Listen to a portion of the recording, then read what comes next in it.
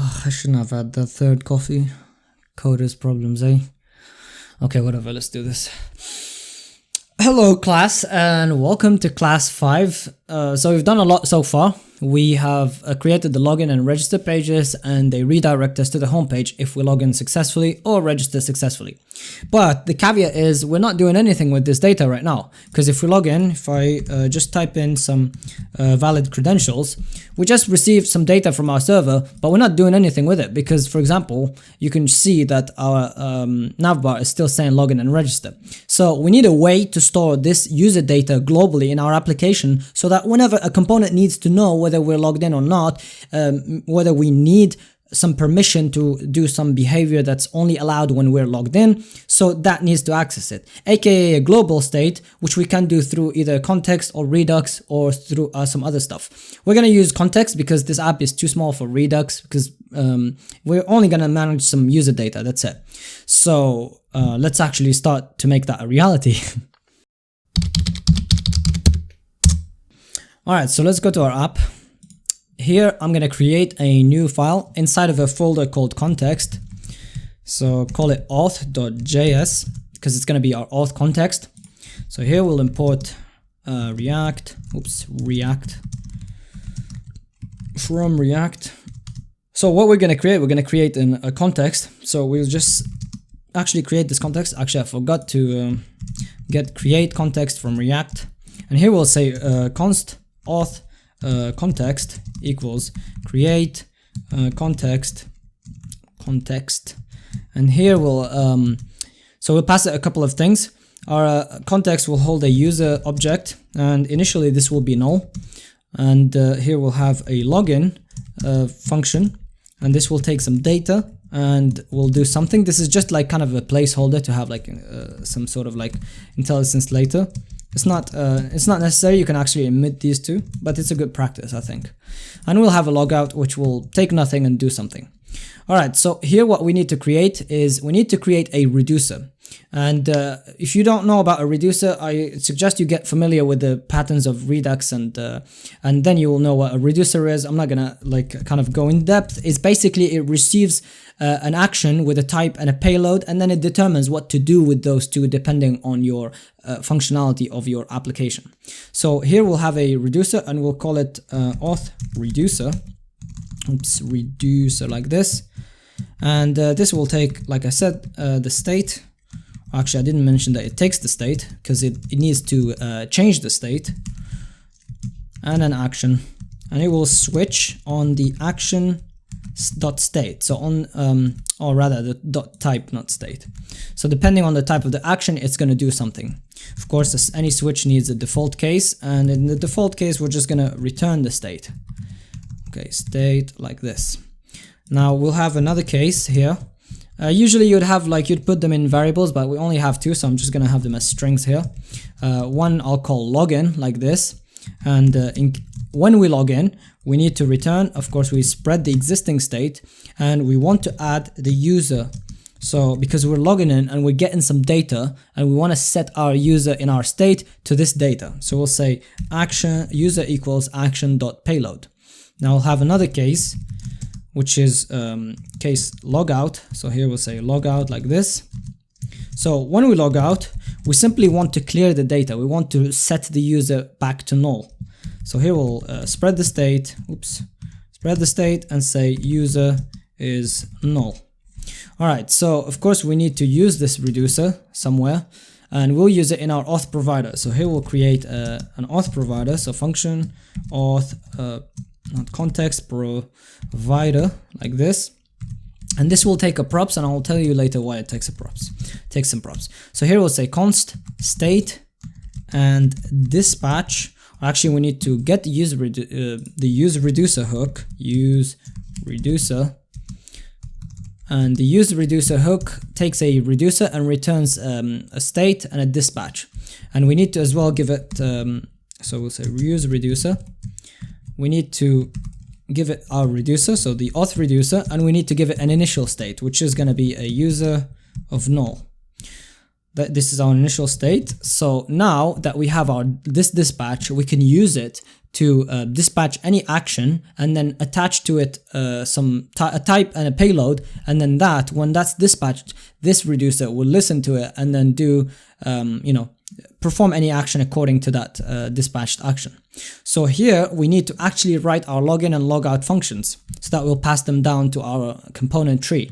So here we'll say const login, and so the login is just a function that will take some data, and actually, since I'm using the keyword function a lot in this project, I'm just gonna stick to that. So I'll say function login takes data, and here what it needs to do is just gonna dispatch a action with a type of login and a payload of this data that it got. Or actually, it make more sense if we name this user data, because we'll know what it is. And we can as well here change it to user data. Even though it doesn't matter, it's just an argument name, but it's more readable like this. Alright, so here we want to have our logout function as well. So function logout, and here our logout will actually won't take anything, and it will dispatch an action with a type logout, and this will not have any payload because that's how logout works. Alright, so here we need to return this provider so we can use it somewhere else. So here we'll say return, and we'll open a component and say auth context dot provider, and now we need to have a value, because this is what we need to pass. This is what we're gonna pass to our components that are underneath this context provider. So here our value will be a JavaScript object, so we'll wrap it in 2 curly braces. So we'll say user is the state.user, so we need to pass the user down, and here we'll pass the login function and the logout function as well. And here we'll spread props like this, because we might get some props from the top-down component. And now we need to export 2 things. We need to export our auth context, because that's what we're going to use from our components to access our context, and we need to export the auth provider, which we will use in our app to wrap all of our application so that it would have access to this provider, to these functions from the context. Alright, so this is what's gonna happen. When we log in, we want to call the login function, or dispatch this login type with this data, which will change the data inside of our context and set our user to the user details that we have, so that our application will know that we're logged in. Alright, first thing, before we go to any login or register page, we need to actually give our application this provider. So here we'll say import auth provider from from util, or not util actually, from auth context slash auth. So here we'll wrap our entire so we'll cut this and we'll say auth not context provider, and do like this, and put everything inside of that. So everything inside of here will have access to that context. Alright, so first things first, we need to go to login, and here once we're logged in, so we get our login data inside of this result.data.login object. So we need to hit this login function and actually pass it this data, so that our context will set the user to the actual user data.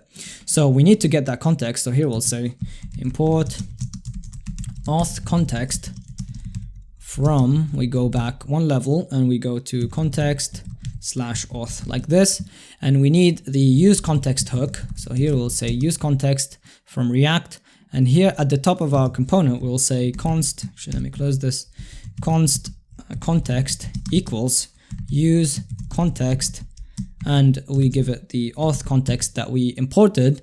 And now we have access to that context, and remember this context holds a user, a login, and a logout. So we need this login right here. So here, before we redirect to the home page, once we successfully log in, we simply say context.login, and we pass it the data, which is going to be result.data.login right here. right here. It kind of doesn't make a lot of sense to have it called login. So what we can do, we can from result we can destructure data, and from data we can destructure login, and login we can give it an alias, and let's call this user data. Now we can just pass user data right here. Oh, oops, what did I copy? So we can just pass user data right here, which makes so much more sense than just passing result data login. Okay, we can remove this console log because we know we're getting the correct data. And let's do the exact same thing from the register component. So we go to the register component, and here at the top we got our context. So we can say import auth context from we go back one level to context slash auth. And of course we need the use context hook, and here we'll say const context equals use context, and we give our auth context, and we do the same thing right here. We can destructure as well. Here we'll say from result we get data, and from data we get register, and register, and we will call this, or actually no, I made a mistake. From data, yeah, we open curly braces and we get register, and then we give it an alias and we call it user data. So here we'll say context dot the same login, even though this is a register, but we don't need to have two functions for something that does the same. So we'll say context dot login, because when we're registering we're logging in users. So we'll say context dot login user data. Simple as that. All right, so now once we log in or register, our entire application will have this data inside of the context. So let's save everything and let's go to our app. Let's remove that, let it reload. So now if we log in, say user, actually can I see the context? All right, so let's go to the React DevTools. Let's open this. We see that we have a context provider right here. And it has, oh, actually this is the Apollo provider. So we need to have the context provider of the auth provider, which has a value here. So as we see, we have a value user rather of null, and a login and a logout function. So if we log in successfully here, 1, 2, 3, actually put 7, we log in, there we go, we get our user, and we get our user's name is, actually we get a type name, because it's kind of, that's strange. That looks like a GraphQL kind of. Actually, GraphQL adds this type name, so ignore myself. So we create that, email, an ID, and the token and the username. So we have this user in our context, but of course we're not using that in our application to change the behavior of our application. Because for example, we want to change this to have our username here, and we want to have a logout button here so that we can use it to log out. All right, so let's go here. We can close this, we no longer need the app. So let's go to our menu bar, so menu bar. And here we need to get our context because we want to show a different menu bar depending on whether we're logged in or not. So here we'll say import auth context. Oops, these typos. We go back to context slash auth. And here at the top again, actually I forgot the use context as well. Context, and here at the top we'll say const, or actually we can destructure from it the user and the logout so that we don't have to type context dot. Here we'll say use context, and we pass it our auth context. And in case you're wondering, by the way, just quickly I wanted to explain here, I didn't want to destructure the logout, the login rather, and just use login here because it's kind of confusing. There's too many login words in this component. So if by having here context.login, so if someone reads this code and says context.login, it's obvious that this context is login from the context. So it's more readable, right? I can have it like this, like by destructuring it and just having it like this, but it's super confusing. So I prefer to leave the context right there. Just as a heads up. All right, so what I want to do here is that, so let's cut all of this. This is the menu that we want to show when we're not logged in. All right, I'm going to create a variable. I'll call it menu bar because the menu bar is going to be dynamic. So we'll say const menu bar equals, and we'll say user. So if we're logged in, then we want to show something. Else we want to show this menu that we had. This is what we show when we're not logged in. But when we're logged in, let's actually paste the same menu, but we'll change a couple of things. So it's the same menu, but here instead of home, we'll have a button with the username. So we'll say user.username. We'll have their name there instead of the home. And I want it to always be active, so I'll just remove that condition. And it's not gonna have an on-click, but it's gonna be a link to the home. Right, so here as well on the right, let's remove one and keep one, and this will be the logout. And this will never be active, because once you log out, the buttons will change. So it will not have an on-click as well, or will it? Actually, it will. Its on-click will be the logout. So here we'll say logout, because once we click it, we want to trigger the context logout function, and it will not go anywhere. So we can remove this as link and to /login. All right, let's save that, and let's see if that works. So we get our context, and we look here, and we see that, oh yeah, of course we need to log in again. Let's say user, and we log in, and we log in.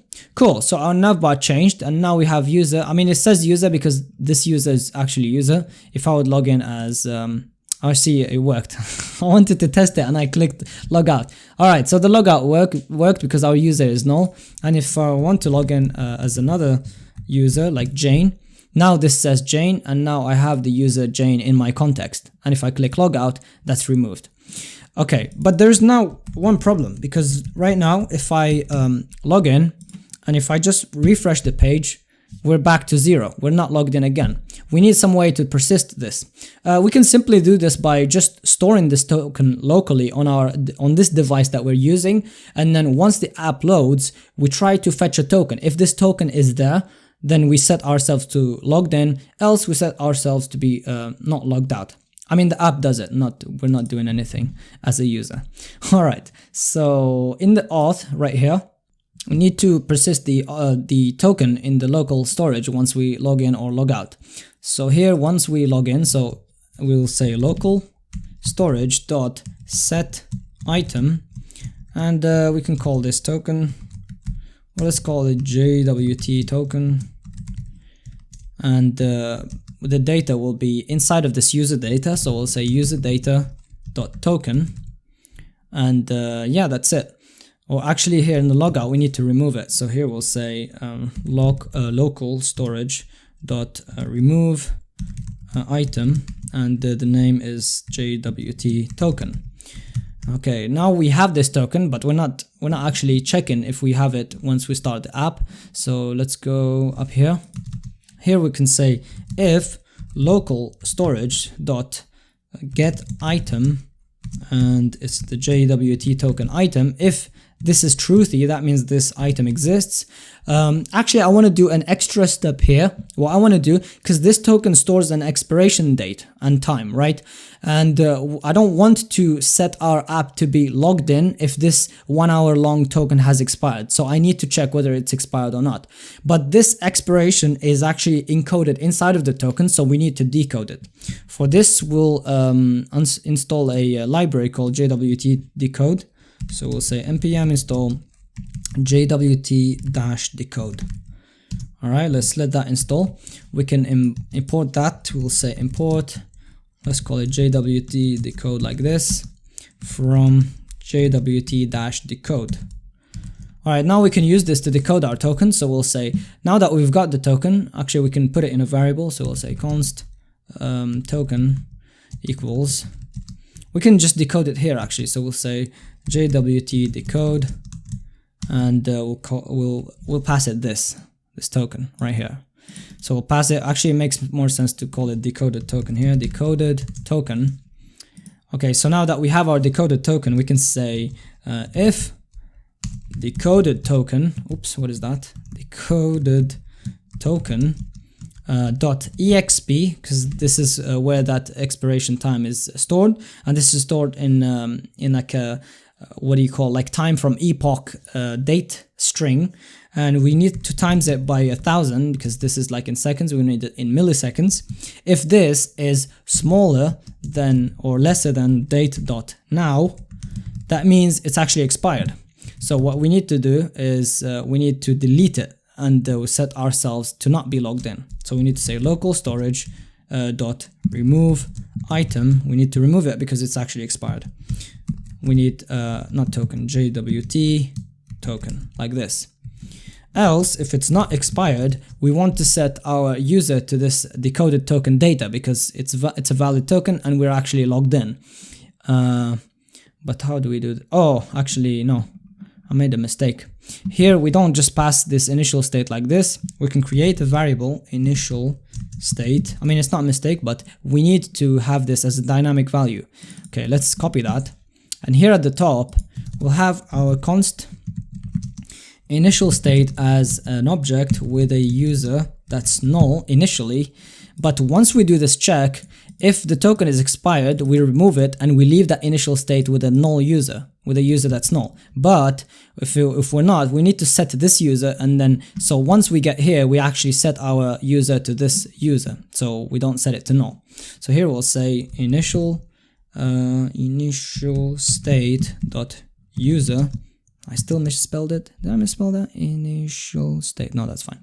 All right, dot user equals decoded. No, again, decoded token, like that. These misspells are getting out of hands, guys. All right, so that should do the trick. So let's save and let's go to our app. Make sure actually we don't get any errors. We don't. Let's go to our app. So let's go to our console, or not console, actually application. And here in local storage. Whoa, what is all of this? I'm just gonna delete everything. It's Firebase stuff. All right, so here let's log in as user 1 through 6. There we go. We get a JWT token, and if we log out, it deletes it. All right, but now we need to make sure that it's actually fetching this data once we reload. So now that we have this in our storage, let's actually refresh the page.